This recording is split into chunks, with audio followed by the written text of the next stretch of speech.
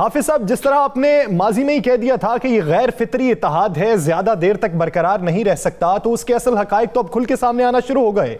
اب ایک دوسرے کے کندھے پہ بندوق رکھ کے چلانے کی بجائے کیا مشورہ دیں گے اپوزیشن کو کہ کس طریقے کی اپوزیشن کریں، یا پھر حکومت کو کیا مشورہ دیں گے کہ وہ کیا فائدہ اٹھا سکتی ہے؟ بسم اللہ الرحمن الرحیم۔ یاسر بھائی، میں نے جو اپنا تجزیہ کیا تھا، ظاہر ہے کہ ہم اتنے پڑھے لکھے نہیں ہیں، بلوچستان میں رہتے ہیں،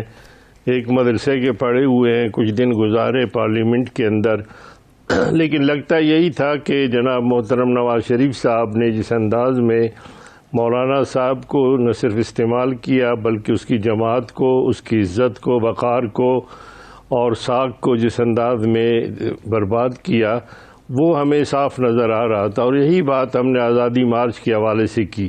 لیکن یہاں پر جو آپ نے فرمایا، تو یہاں پر آپ یقین جانیے کہ یہ سب کچھ بدقسمتی سے مولانا فضل الرحمان کا کندھا نواز شریف صاحب نے لندن میں جانے سے پہلے بھی استعمال کیا،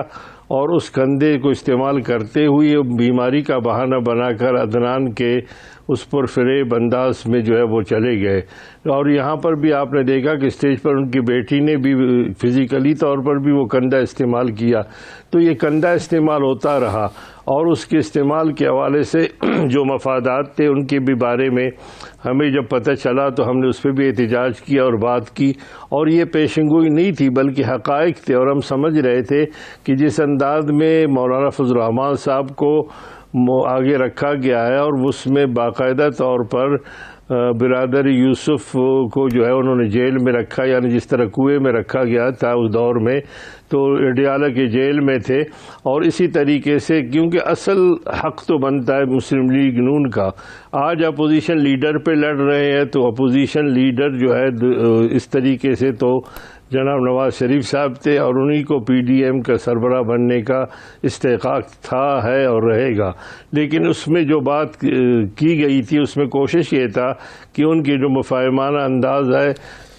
اس سے ہٹ کر جو ہے مولانا فضل الرحمان سے وہ فیصلے کیے جائیں، اور ابھی تو بالکل بات واضح تھی کہ لاگ مارچ کے حوالے سے چونکہ استعفے کے لیے بھی مسلم لیگ نون والے تیار نہیں تھے، جنہوں نے غلطی سے دیے تھے اسپیکر کو وہ بھی واپس لے لیے تھے۔ حافظ صاحب، آپ نے کہا کہ یہ مولانا فضل الرحمان کے ساتھ ہاتھ ہو گیا، تو کیا آزادی مارچ کے وقت مال آپ کا اور بندے ہمارے، یہ جو نعرہ تھا اور یہ جو فکرہ تھا، یہ جو محاورہ تھا، تو اس وقت مال جو ملا، جب کسی کو مال ملتا ہے تو پھر اس سے ہاتھ تو نہیں ہوتا، وہ تو اپنا سودا خود کرتا ہے۔ نہیں، پھر وہ کسی اور کے ساتھ ہاتھ کرتا ہے نا، جس طرح این پی کے ساتھ ہاتھ کر لیا مولانا نے، اس طرح پیپلز پارٹی کے ساتھ ہاتھ کیا۔ اب مولانا صاحب بچے بھی نہیں ہیں، سب سے زیرک سیاستدان ہے، وہ اگر مسلم لیگ نون کے لیے استعمال ہو رہے ہیں اور ہاتھ کر رہے ہیں، اور پیپلز پارٹی جن کے ساتھ ان کے بہت پرانے روابط تھے، اور ان کے ساتھ اگر وہ اس رویہ کو اپناتے ہیں، اور این پی جو خیبر پختونخوا میں بلکہ مفتی محمود کے ساتھ نیشنل پارٹی کی جو ہماری پرانی رفاقتی اور پہلی وہاں جو حکومت بنائی گئی تھی، ان تمام باتوں کو نظر انداز کر رہے ہیں، تو کسی قیمت پہ کر رہے ہیں۔ اور ہماری بات اس لیے غلط نہیں تھی کہ ہم نے وہ بات کی ہے، اور ہم نے ڈرلے سے کی ہے، میڈیا میں کی ہے، اور ہم نے پارٹی کے اندر کی ہے، شورا کے اندر کی ہے، اور ہم نے وہ ثبوت اور یہ بتا دیں یہ دو جماعتیں تو چھوڑ کے چلی گئیں، پیپلز پارٹی بھی سمجھے چھوڑ کے چلی گئی، صورتحال تو ایسی ہے۔ اب سننے میں آ رہا ہے کہ نہیں گئی ہیں، یہی بات ہے، نہیں گئی ہیں رانا صاحب، یہ جماعتیں چھوڑ کے نہیں گئی ہیں، یہاں پر دو اتحاد وجود میں آ رہی ہیں، نئی صف بندی ہوگی، اور میں سمجھتا ہوں کہ یہ سارا جو کچھ ہو رہا ہے یہ اس طرح لاشعوری طور پر نہیں ہو رہا، بلکہ اس کے لیے باقاعدہ طور پر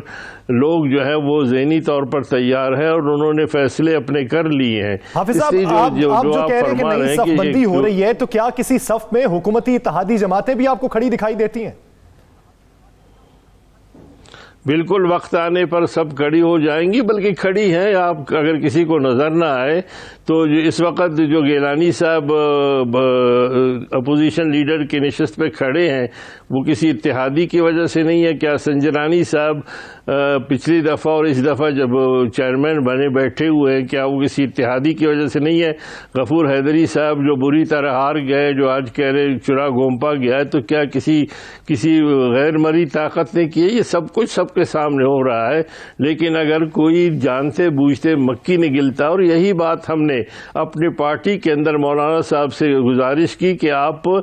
بینسوں کی لڑائی میں اس طریقے سے نہ کودیں اور اس کا جو نقصان ہوگا. اور اس وقت سب سے زیادہ نقصان جو ہے جو برداشت کی گئی ہے وہ جمعیت علماء اسلام کے غریب کارکنوں نے اور ہماری پارٹی نے برداشت کی ہے. اور ہماری پارٹی کے جن سینئر لوگوں نے جن خدشات کا اظہار کیا تھا اور جو بات ہم نے کی تھی، اب بھی وقت ہے مولانا فضل الرحمان کے لیے کہ صبح کا بولا شام کو گھر آ جائے، بولا نہیں ہے. اب بھی اگر وہ اپنے ان تمام چیزوں کو چھوڑ کر اور مفاداتی سیاست کو چھوڑ کر اپنے نظریات کے حوالے سے اپنے سینئرز کی بات مان لے، مشوروں کو مان لے، اور اپنے پارٹی کے اندر بیٹھ کر بھی اگر وہ ایک ایسے انتخابات کرا دے، انٹرا پارٹی فیئر انتخابات کرا دے، تو میں سمجھتا ہوں کہ آج بھی وہ قوت جو تھی وہ دوبارہ صاحب یہ تو بتائیے گا مولانا فضل الرحمان صاحب کیا اتنے شدید بیمار ہیں، اللہ انہیں صحت کاملہ عطا فرمائے، کہ وہ کوئی بیان بھی جاری نہیں کر سکتے؟ یا یہ بیماری یہ جو 2-3 صدمات ہیں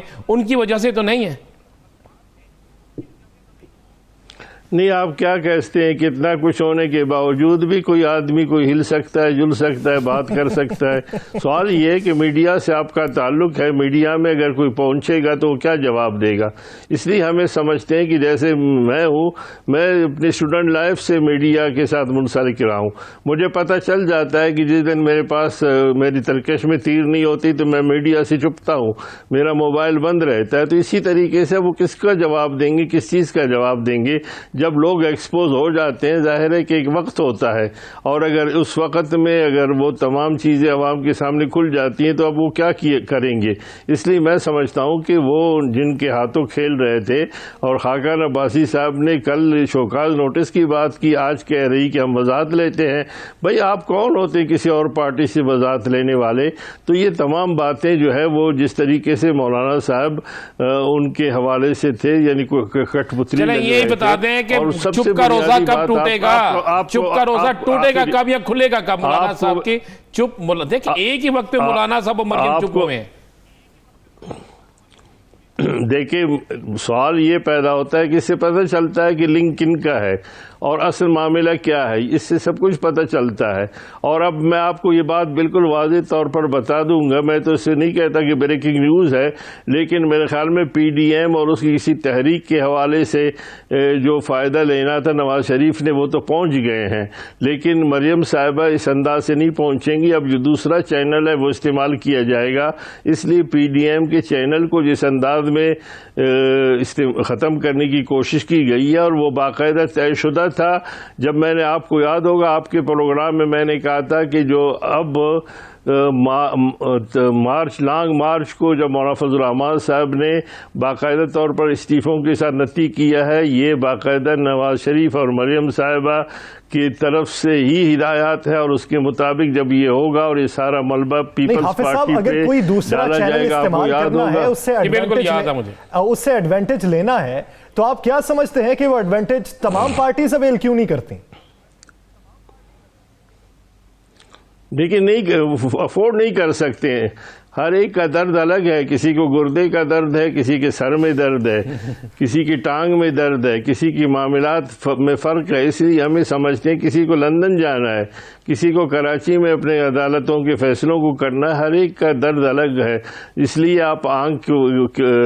گردے والی دوائی آنکھ میں نہیں ڈال سکتے، آنکھ والی کان میں نہیں ڈال سکتے، ورنہ الٹا نقصان ہوگا. اور یہی صورتحال کو بانپ گئے تھے. لیکن چونکہ ایک ایسا نعرہ دیا گیا تھا کہ اسٹیبلشمنٹ کے خلاف اور جمہوریت کی بحالی کے لیے ہم نکلے ہیں، لیکن اندر جا کر سمجھ گئے تھے کہ جمہوریت کی بحالی نہیں ہے بلکہ ڈاکٹر عدنان فارمولہ کو اختتام تک پہنچانے والی بات ہے. لیکن وہ پھنس گئے تھے. اب ان کو موقع ملا تو آپ نے دیکھا کہ انہوں نے ہر ایک نے اپنا ہاتھ دکھا دیا.